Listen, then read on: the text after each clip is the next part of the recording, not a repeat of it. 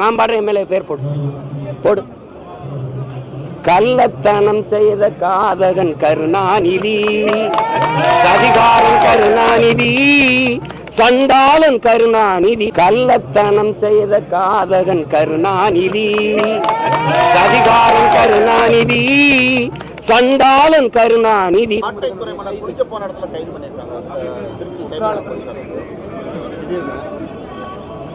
சொல்லுது போல அவரு அவங்க ஊர்ல அடுத்த வாரம் கொடை வருது, அதுக்கு போய் கொஞ்சம் ஊரில் அம்மா அப்பா பார்த்து வரலான்னு போனார். அது எனக்கிட்ட கேட்கக்கூடாது, நீங்கள் தான் ஊடகவியலாளர் தான் பேசணும். இங்கே கள்ளச்சாராயம் வித்தவன் 31 நாளில் 133 கொலை நடந்திருக்கு. தம்பி ஆம்ஸ்ட்ராங்க படுகொலைக்கு பிறகு தான் அந்த கொலையை வெளியில் தெரியுது. ஒரு எல்லாராலும் அறியப்பட்ட தலைவர் சாகும்போது தான் அவங்களுக்கு தெரியுது. 83 மரணம், அதுக்கு முன்னாடி 19 மரணம் மரக்காணத்தில். இங்கே கள்ளக்குறிச்சியில் இத்தனை பேர் சாவு. இவ்வளவு பிரச்சனைக்கு அப்புறம் விக்கிரவாண்டியில் நேற்று கள்ளச்சாராயம் குடிச்சு பல பேர் மருத்துவமனை. கேட்டால் புதுச்சேரியிலிருந்து வந்துருச்சுங்கிறீங்க. வெக்கமா இல்லை உங்களுக்கு? அத்தனை இடத்துல சோதனை சாவடி போடுறீங்க. எங்கள் வண்டியெல்லாம் புதுச்சேரியிலேருந்து வரும்போது திறந்து பார்க்குறாங்க. எப்படி சாராயம் வருது? கள்ளச்சாராயம் எப்படி வருது? உங்களுக்கு தெரியாமல் காற்றுல பறந்து வந்துடுதா? கடத்தி விற்கிறவங்களே நீங்கள் கொலைகாரர்கள் சாராய ஆலய அதிபர்கள் கையில் ஆட்சியை கொடுத்தீங்கன்னா சாராயத்தை எப்படி ஒழிப்பீங்க? கொலையை எப்படி தடுப்பீங்க? அவங்க மேலையெல்லாம் பாயாத அந்த வழக்கு சட்டம் கைது. ஒரு பேசுறது மேடையில் இப்போ எதுக்காக துரைமுருகனை கைது செய்து இந்த அரசு? என்னை விட பேசிட்டானா? எம்எல்ஏ நீங்கள் பெரிய அதிகாரத்தில் இருக்க பெரிய பவர்ஃபுல் கிங்கு தானே நீங்கள். என்னை கைது பண்ணுங்க பார்ப்போம். என்னை சுற்றி இருக்க நான் கைது செஞ்சு எனக்கு நெருக்கடி கொடுக்குறது இது ஒரு ஆட்சி முறை. சரி, எதுக்காக கைது சொல்லுங்க? அவதூறு என்னங்க? அது இருந்த பாட்டுங்க. கள்ளத்தனம் செய்த காதகன் கருணாநிதி, சதிகாரன் கருணாநிதி, சண்டாளன் கருணாநிதினு பாட்டு உங்களுக்கு அனுப்பவா? எழுதினவன் பாடினவனை விட்டுட்டு ஏன் மறுபடியும் எடுத்து பாடினவனை கைது பண்றீங்க? இப்ப நான் பாடுறேன் எம்எல்ஏ பேர் போடு. கள்ளத்தனம் செய்த காதகன் கருணாநிதி, சதிகாரன் கருணாநிதி, சண்டாளன் கருணாநிதி. போடு பாப்போம். போட்டு உள்ள வை. நீ புள்ள பூச்சி பிடிச்சி விளையாடுவா ராஜா? தேலு பாம்பு நட்டுவாக்கிலே பிடிப்பியா? புலி சிங்கத்தோட மோதுவியா? முன்னாள் முதல்வர் நீ உங்க அப்பாவை நீ அதிகாரத்துக்கு வந்தோன்னா புனித பட்டம் கட்ட பாக்குற துரோகி. தமிழ் பேரினத்திற்கு பச்சை துரோகி. யார் தர்க்கம் செய்வா? அதிகாரம் வந்தோன்னா உங்க அப்பாவுக்கு புனிதர் பட்டம் கட்டிடுவீங்களா? செஞ்ச துரோகமெல்லாம் மறந்து போயிருமா? இந்த நாட்டில் தமிழர் இன வரலாற்றில் அரசியல் வரலாற்றில் தீய ஆட்சியின் தொடக்கம், தீய அரசியலின் தொடக்கமே ஐயா கருணாநிதி வந்து உட்கார்ந்த பிறகுதான். யாராவது மறுக்க முடியுமா? பேரறிஞர் அண்ணா வரைக்கும் இந்த அரசியல் வரலாறு எடுத்து பாருங்க. எவ்வளவு நாகரிகம், எவ்வளவு கண்ணியம். இவர் வந்த பிறகு நடந்ததை பாருங்க. அதுக்கு பிறகுதான் ஊழல், லஞ்சம், கொலை, கொள்ளை, அவதூறு பேச்சுகள், அநாகரிக அரசியல், சாராயம், இதெல்லாம் எப்ப வந்தது? முன்னாள் முதல்வரை பேசவே கூடாதா? உங்க கட்சிக்காரங்க, உங்க வாடகை வாய்கள், நீங்கள் எல்லாம் முதலமைச்சரா இருந்த ஐயா எடப்பாடி பழனிசாமி நீங்க பேசுனதுல என்ன? ஐயா ஸ்டாலின் பேசுனதுல இருக்கு, எடுத்து அனுப்பட்டா? நீங்க பேசலாம், அது கருத்துரிமை. நாங்க பேசினா அது அவமதிக்கிறது. என்ன அப்படி உங்க அப்பா வந்து அப்படி இறை தூதர், இறை மகன் இயேசு இல்ல சொல்லுங்க, பகவான் கிருஷ்ண பரமாத்மா என்னன்னு சொல்லுங்க.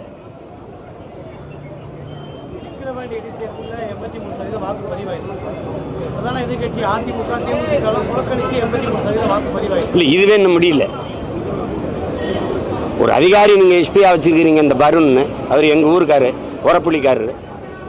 தொடர்ச்சியா அவர் விளையாட்டு ரொம்ப அதிகமா விளையாட்டு. தேவர், நாடாரு, கோனாரு, தேவேந்திரரு யாரையுமே அவருக்கு பிடிக்க மாட்டேது. பிறப்பு வெறுப்பு அவருக்கு எங்க மேல எல்லாம். ஏற்கனவே குண்டாசு இங்கே உண்டு, அது வேற இடத்துல வழக்கு இங்க வர சொல்லி சென்னைக்கு கொண்டு வந்து சேர்க்க சொல்லி உள்ளதுக்கு குண்டாசுல போட்டது இதே வருண் ஐபிஎஸ் தான். இப்பவும் அவரை கைது பண்ணி இங்க திருச்சி கொண்டு வரதும் வருண் ஐபிஎஸ் தான். இதெல்லாம் மறந்துடுமா நீங்க? அப்படியே அவர் எதுல ஆடுறாரு? சர்வேசனும் நீங்கள் ஐபிஎஸ் படிக்கும்போது ஒரே பேச்சு மட்டு. ரத்தீஸ் அவருடைய தம்பி, அவங்க 2 பேரும் அதுல இருக்கனால எதா இருந்தாலும் ரத்தீஸ் தான் நிர்வாகம். அவர் தான் அதிகாரியை பணியமர்த்துவாரு, பணியிடம் மாற்றுவாரு, எல்லாம் ரத்தீஸ் தான். அதனால மேலிட அழுத்தம்ங்கிறீங்க. மேலிடம் எத்தனை நாள் நீங்க மேலிடத்தில் இருப்பீங்க? எத்தனை நாள் நீங்க மேலிடத்தில் இருப்பீங்க? நிறுத்தத்தில் 5 நிமிஷம்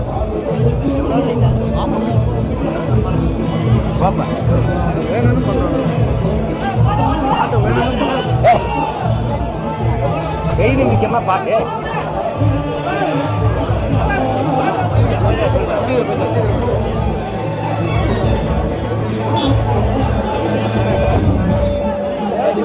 இல்ல இல்ல நீங்களே பாருங்க.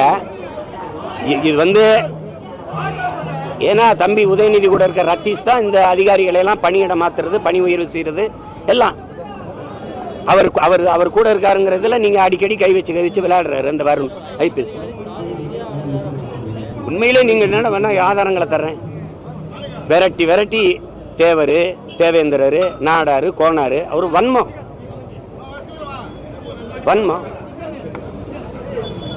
அதே தானே நான் பேசுறேன். என்னைய தொட வேண்டியதான். நீங்க அதான் கேக்குறேன், எனக்கு கைது பண்ணுங்க.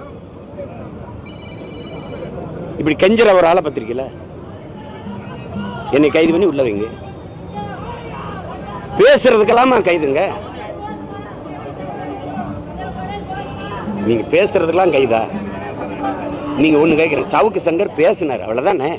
அதிகபட்சம் ஒரு 10-15 நாள் 20 நாள் வைக்கல, 1 மாசம் வைக்கல. எவ்வளவு நாள்? சரி, ஃபெலிக்ஸ் என்ன பண்ணாரு?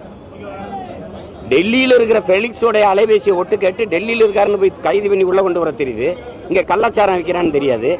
இவ்வளவு பேர் 1 வருஷமா திட்டமிட்டு ஆம்ஸ்டாங்க கொல்ல போறாங்கிறது ஒட்டு கேட்க தெரியாதுல்ல. நான் எங்க ஆத்தாவுக்கு அரணியூர்ல பேசுனேன்னா அது ஒட்டு கேட்க தெரியும். டெல்லியிலும் கேட்க தெரியும், இங்கே கேட்க தெரியும். சீமான் யாரோட என்னென்ன பேசுறான்லாம் பதிவு பண்ண தெரியும். இந்த வேலை 133 கொலை நடந்திருக்கு 31 நாள்ல. எதையுமே கண்டுபிடிக்க முடியல. கேவலம்.